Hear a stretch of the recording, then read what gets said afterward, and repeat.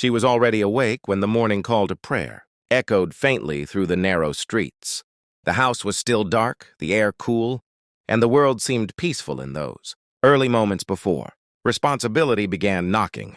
She moved quietly, careful not to wake her son sleeping in the next room. Every step she took was guided by habit formed over decades of sacrifice. She washed her face, tied her dupatta, and went into the small kitchen, where the smell of yesterday's tea still lingered. This house was not big, but it had been filled with love for many years. Love she had poured into one child with all her heart. Her son had been her entire world since the day he was born. She remembered holding him for the first time, tiny fingers wrapped around hers, and in that moment she had promised herself that she would give him everything she never had. His father had passed away when the boy was still very young, leaving her alone with grief, fear, and responsibility. People had advised her to remarry, told her a woman could not raise a child alone, but she refused. She chose loneliness over the risk of her son ever feeling unwanted. From that day on, her life revolved around him. She worked tirelessly, stitching clothes late into the night, doing small household jobs, and sometimes skipping meals so her son could eat better. When he fell sick, she stayed awake beside him, praying silently, bargaining with God to take her health instead if it meant saving her child. She never complained. Every hardship felt lighter when she looked at his face. His happiness was her reward. As he grew older, he became her pride.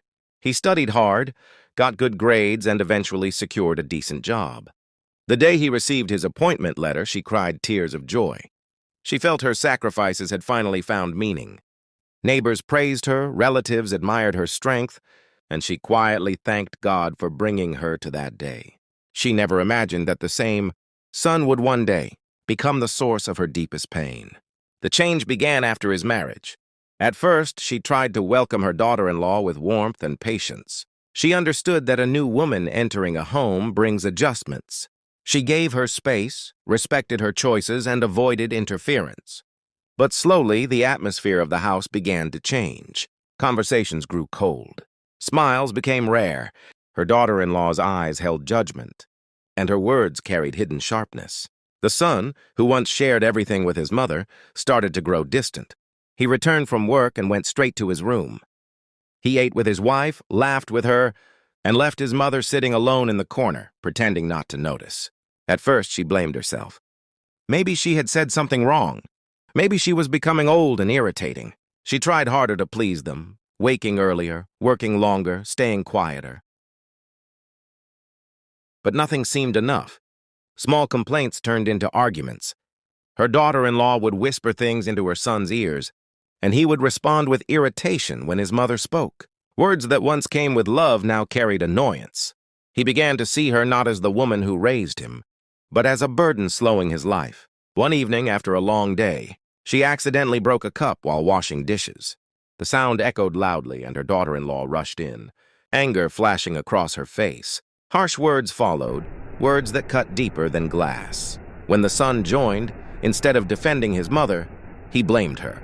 He said she was careless, old-fashioned, and always creating problems.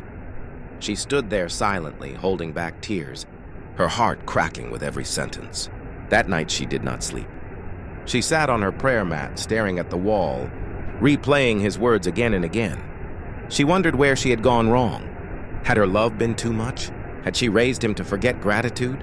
Her chest felt heavy, but she made no sound. Even then, she did not curse him. A mother's heart does not easily turn against her child.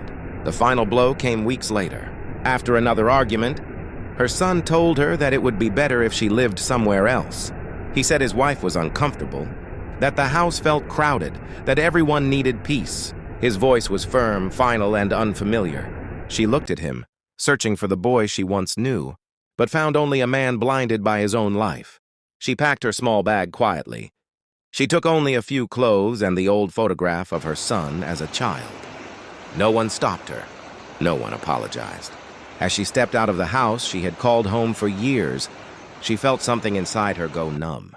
Not anger, not hatred, just a deep, painful silence. She moved into a small, rented room on the edge of the city. The walls were thin, the roof leaked when it rained, and loneliness followed her everywhere. But she did not complain. She accepted her new life with the same quiet strength she had always carried. She found small work stitching again, cooking for neighbors, earning just enough to survive. At night, memories visited her uninvited. She remembered teaching her son to walk, holding his hand on his first day of school, waiting anxiously for him during exams. Sometimes tears slipped down her face, but she wiped them away before sleep. She refused to let bitterness take root in her heart. Over time, something unexpected happened. Her skills, patience, and honesty earned her respect in the neighborhood. People trusted her, valued her work, and slowly, opportunities grew. A woman noticed her talent and helped her get more stitching orders. Her income improved. She saved little by little, building a life again from nothing. Years passed.